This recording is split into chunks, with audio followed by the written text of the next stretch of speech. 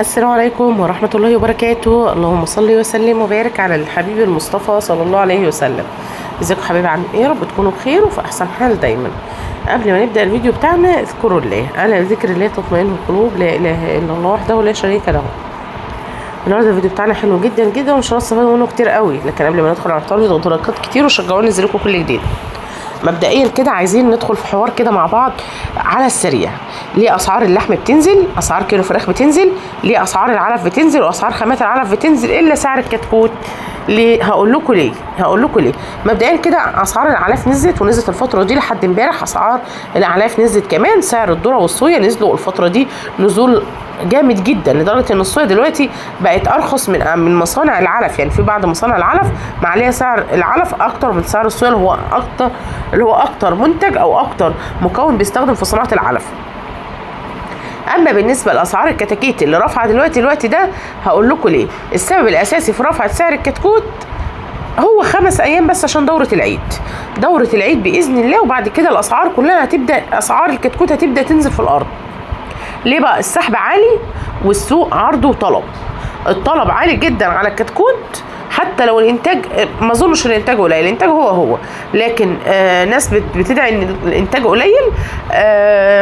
الانتاج اللي موجود دلوقتي او الطلب العرض اللي موجود في السوق دلوقتي قليل عشان السحب عالي، لكن كلها 5 ايام باذن الله والسحب هيبدا يقل جدا، لان دوره العيد خلاص هتكون كلها اتسكنت، فهيبدا يقل حرفيا. مبدئيا كده هنسمي الله ونبدا باسعار الكتكوت. النهارده في نزول في اسعار اللحم الابيض، لكن ارتفاع قوي جدا في اسعار فراخ السيس، وارتفاع قوي جدا في اسعار الرزي والفيومي، وارتفاع قوي جدا في اسعار كيلو الفراخ البلدي الحر. مبدئيا كده هنسمي الله ونقول سعر الكتكوت الابيض الاهالي النهارده اللي فضل يرفع لحد النهارده، رفع جنيه يبقى 30 ل 31 جنيه سعر الكتكوت الابيض الاهالي مش الشركات. اما الشركات النهارده واللي بدأ من 33 جنيه لحد 36 جنيه للاسف.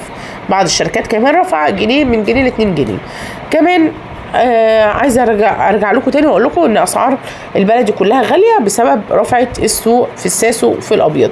البلد الحر النهارده 9 جنيه، والبلد المشعر النهارده 11 جنيه، والبلد الهجين النهارده 10 جنيه، وهجين عالي النهارده 16 جنيه، وساسو شفر من 16 ل 19 جنيه سعره، والساسو الجيل الثاني 14 جنيه. رز فرز برابر النهارده 15 ونص، ورزي على وشه النهارده 17 جنيه، ورزي فرز ديوك النهارده عامل 23 جنيه، وجميزه بيور 23 جنيه.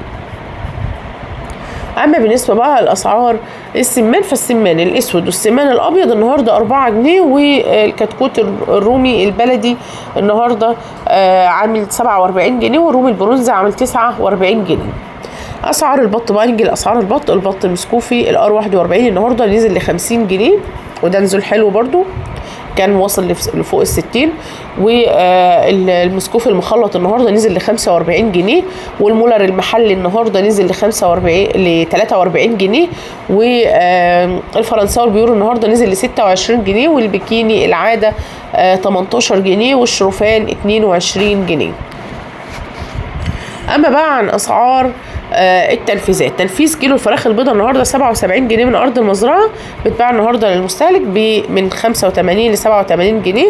والرز النهارده الرزي والفيومي النهارده رفع السعر تنفيذ ل 104 جنيه، فتنفيذ النهارده الكيلو 104 جنيه، بتباع في المحلات النهارده ب 120 و 125 جنيه. اما البلد الحر والبلد المشعر النهارده تنفيذ الكيلو 115 جنيه من ارض المزرعه، بتباع النهارده للمستهلك ب 125 و 130 جنيه. الساسو النهارده اللي رفع سعره او رفع تنفيذه ل 100 جنيه الكيلو، بتباع النهارده في المحلات من 110 ل 115 جنيه. ده الفراخ الساسو. طبعا رفعت الساسو، رفعت الرزي، ورفعت الابيض، قصادهم نزول كيلو الفراخ البيضاء. ليه بقى؟ عشان عرض الابيض كتير جدا في السوق، الفراخ البيضاء معروضه كتير جدا في السوق، انما الانواع اللي قلتها التانية اللي هي تخص البلدي العرض بتاعها قليل جدا، فعشان كده سعرها رفع. ولسه العرض هيزيد لان الناس جريت وسكنت فراخ كتير قوي، فالعرض هيزيد الابيض على العيد، وعلى الله الناس تلم حقها، يعني الناس تلم حتى حق اللي صرفته، لان منزله كتكوت غالي والعرض كتير قوي. طيب كيلو الرومي الاسود النهارده تنفيذ من ارض المزرعه 125 بتباع في المحلات ب 135 جنيه، والرومي الابيض النهارده تنفيذ 105 جنيه وبتباع في المحلات ب 115 جنيه.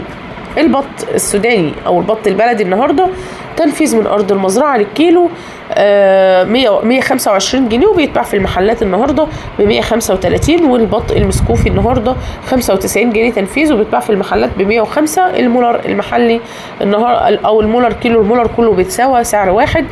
كيلو البط المولر النهارده تنفيذ من ارض المزرعه 80 جنيه وبيتباع للمستهلك ب 90 جنيه. والبط الابيض النهارده 65 تنفيذ وبيتباع للمستهلك النهارده من 75 ل 80 جنيه. اما بالنسبه بقى لاسعار الارنب، سعر كيلو الارنب النهارده 90 جنيه تنفيذ وبيتباع في المحلات ب 95 جنيه. والحمام البلدي النهارده بادئ من 130 جنيه لحد 150 و160 جنيه. اما عن اسعار البيض، فسعر طبق البيض البلدي النهارده، طبق البيض البلدي وطبق البيض الابيض النهارده 125 جنيه للطبق وبيتباع في المحلات النهارده ب 130 جنيه. ده البيض البلدي والبيض الابيض الاثنين سعر واحد. اما طبق البيض الاحمر 130 جنيه وبيتباع للمستهلك النهارده ب 135 ل 140 جنيه. وطبعا البيضه في المحلات لحد النهارده من 5 ل 6 جنيه سعرها.